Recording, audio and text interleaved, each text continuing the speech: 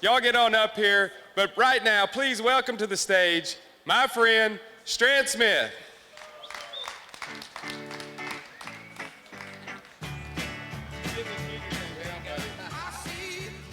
Stran, how you doing? I'm good. I'm looking good. Yeah. It's I don't know what I'm going to do because I was telling John a while ago. I said I just keep getting up, setting my alarm for earlier and earlier, and I just keep getting here later and later. I'm like, I don't know really what it is. I'm gonna, since she's not here yet, I'm gonna blame it on Jennifer. How about that? All right. Okay. We've been when we started this deal on Thursday. We try to keep one theme in mind, one theme of the whole week or the whole 10 days, and then try to have a different topic each day. And the theme is this: is whatever you do regularly will determine what you will have eventually. And been fortunate, that's I've been able to share some of my life experiences, and like I've said every day is I would have done this, I would have been a lot better at this whenever I was 25 than I am at 42, because at 25 I had a lot more things figured out than I do at 42. I'm thinking I'm to the point to where I have a lot more questions than I have answers now. Maybe have something to do with having more kids. So anyway, my theme today is surround yourself with the right people.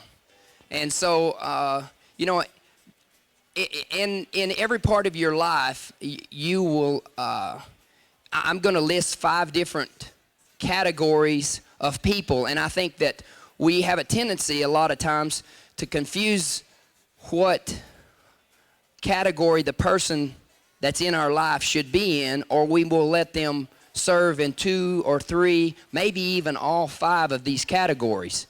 And that's where a lot of our mistakes will be made. But here's the cool thing. Everybody that you need to succeed and to reach your destiny in life will be brought to you.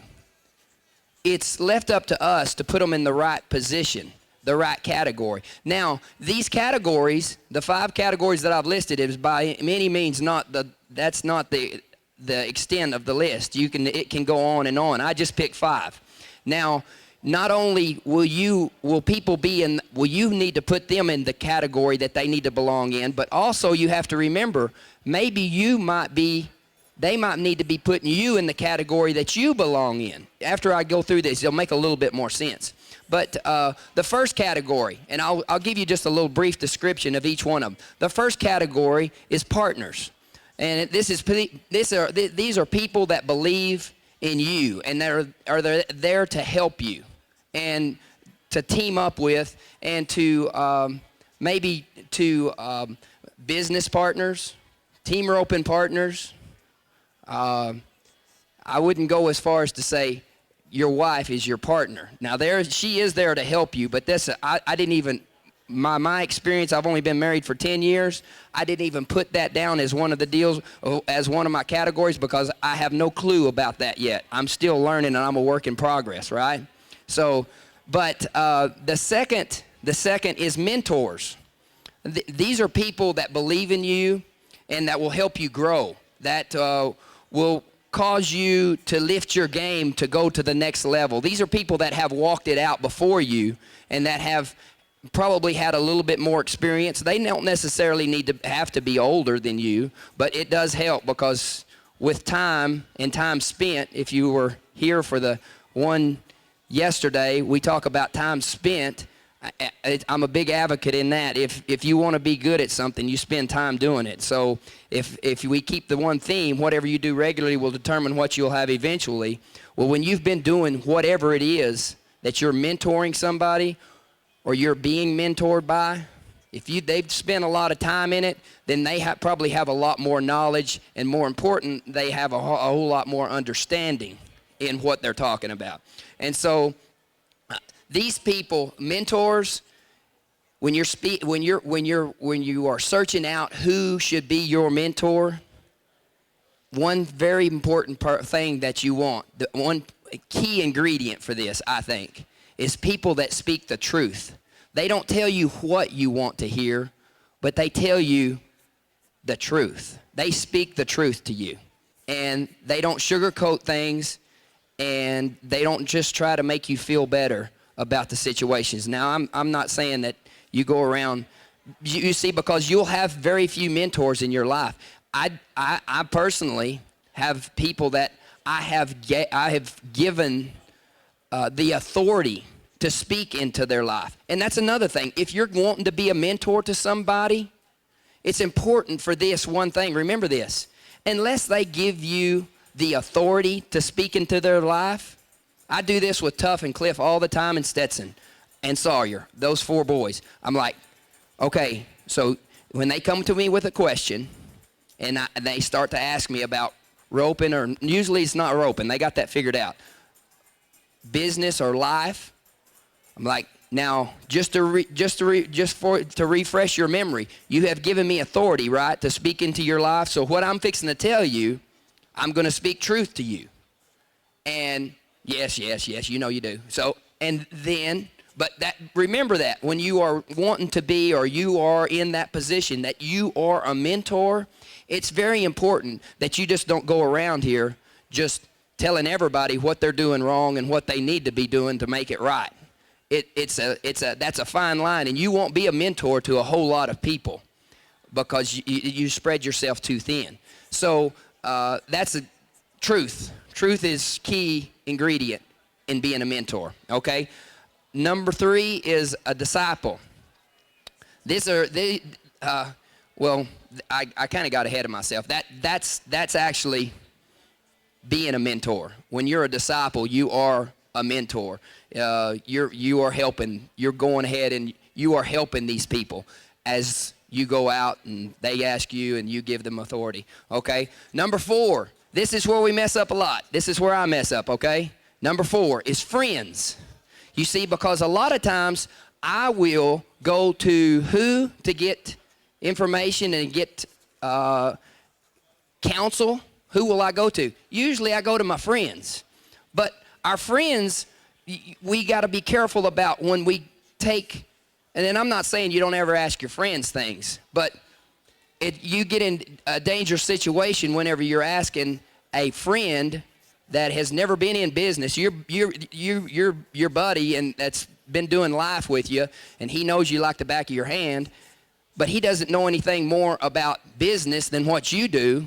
And you go to your friend and you go, hey, I had this guy approach me about this business acquisition, and what do you think about this? Well, that dude don't know no more than what you know about it usually. So that's where you have to be careful when you start overlapping the different categories of people in your life. You need to have financial advisors. You need to have people that have been there, people that have done that. And so we have to be careful about overlapping. This is, like I say, this is our major mistake made, is whenever you let one person, friends, start covering all of the areas of your life. And the last one are contacts. This is another one that is very significant. There's some people that are in your life to just help you get through a time of your life and just to help you reach just a specific destination. They'll help you with an event in your life, and that's it. They're not supposed to be your mentor. They're not supposed to be a friend, a disciple. And you think, well, that's not. No. Here's the deal. Here's why I'm saying all that about contacts, is because I read. I'm not through with it, but I've been reading a book. Dr. Phil's new book called Life Codes. Now, Dr. Phil will definitely point out to you a lot of bad characteristics of people that will position themselves in your life for a specific reason to reach and to do something that is definitely for them. And so you have to be careful to protect yourself from those people. And that category of person with me falls definitely, what I would say, under the contact heading, to where they was just a person that just was supposed to be in your life for a period of time, or maybe for a short period of time, to help you reach one specific goal or destination. So it says in Proverbs 25, it says, measure your relationships. Don't get caught asleep, because there are people out there that are not always in for whatever is your best interest. Now, I want to see the good in people. Jennifer, my wife, definitely wants to see the good in everybody. She doesn't see hardly anything bad in anybody. And I believe we're supposed to be guarded in those areas. And in Proverbs 27, it says, iron sharpens iron. So yoke yourself up with someone that is, well, it says be equally yoked. So whenever you're going to in other words, this, if I'm going to work on my roping, okay, say I'm going to start, say I'm going to work on my heeling, and anybody that knows anything about my team roping knows this, I've got a rule. If there's more than 50 people present watching, I don't heel, because I've never been the best healer that there is. So I have a rule. If there's more than 50 people there, I don't do it, because I haven't had a lot of success doing it. But you know what I haven't done? I haven't spent a lot of time doing it either. I picked my sport. I picked my event, and it's calf roping. I've spent my time doing that. So if I was going to go practice my heeling, would I want to go to really step my level up? Would I go rope with somebody that's a beginner that really doesn't even know how to ride? They don't know where their tip is. They don't know where their angle is. They don't know anything about timing. They don't know any of the specifics that I already know. No, I wouldn't do that if I was wanting to step my rope level up. What would I do? I'd go to Big Al. That would be the first person. I've always told him, I would love to come to one of your schools and just wear a costume and be able to go through the school. Why is that? Because Al will cause you to step up to the next level. He's got 30 years of experience, time spent, revelation, understanding of team roping, of helping somebody get to the next level. His level is tops. So if you're going to do that, why would you put yourself in a position to do that? Not be stepping down. That's why I say iron sharpens iron. Now, I got a funny little story. Don't you love it when somebody tells you they got a funny story? So you don't have to laugh about it. I'm the only one who has to laugh about the story. When I was about 20, I was 30. I was actually 30 years old. A lady comes up to me and she tells me, she says, I have met your wife. Now, I'm not married at the time, right? But I am engaged. I'm like, oh, thanks. You know, Jennifer and I are engaged. And she says, and it's not who you think it is. And now let me tell you something. There's a couple of things that threw up in my, I didn't throw up, that just warning signs that instantly came up. Number one, I didn't know this lady. Number two, I had definitely not give this lady authority to speak into my life, nor had I asked her about who my bride would be, or I didn't even know if she knew Jennifer. And come to find out, she didn't. But she was coming to me with advice about my wife, that I was 30 years old, that I was supposed to marry, and she didn't even know me. And I'm like, and she proceeds to tell me who I'm supposed to marry. And I'm a little freaked out, as you can imagine, right? And this is the importance of the whole realm of this talk is if I wouldn't have been 100% positive of I was marrying the right person, I might have had a little doubt that could have crept in from this lady because she was so sure of herself of who I was supposed to marry. And I simply said, you know, I've been praying for this woman since I was 17 years old. For 13 years, I've been praying for my wife. I've been dating her for 5 years.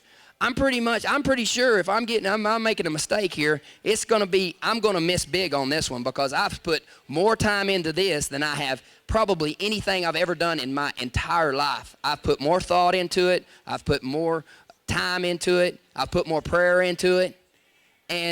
But that was the importance to me to have spent that time, to have known, because I knew, after 10 years, I think we're all right, I think we're going to make it, all right? So I hope, and No, I know it was the right decision in my life. It's been the biggest and best decision I've ever made. So, but your relationships will determine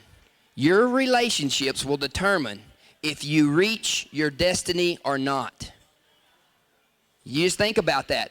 The people that you come in contact with and that you place in these 5 categories and many more will determine whether you reach your destiny or not. God will bring you the right people to push you to the next level. If you want to be a better healer, you know, I've got a pretty good contact with Big Al. He's not just a contact with me. He's my mentor. And if I really want to reach the next level, speaking about team roping and healing, it's pretty easy for me to do with him. Just go spend some time with him. So don't choose your matrix by a need, but choose it by your destiny. Look from the back to the front instead of from the front to the back. In other words, don't make somebody that's a contact a friend and a mentor because you could maybe financially be better off because of it. This guy right here can do, but he has none of the belief systems that I do. He's not somebody that I want speaking into my life about certain situations. And so, but because he's a wealthy contact, I'm going to make him a mentor and I'm going to make him a friend. That's where we mess up. So don't choose your matrix of people by a need, and money's the biggest need of all of them, right? I had a person ask me in 2008 after I won my first and only Go Buckle. He asked me, he said, "Did this surprise you?" And my answer surprised me.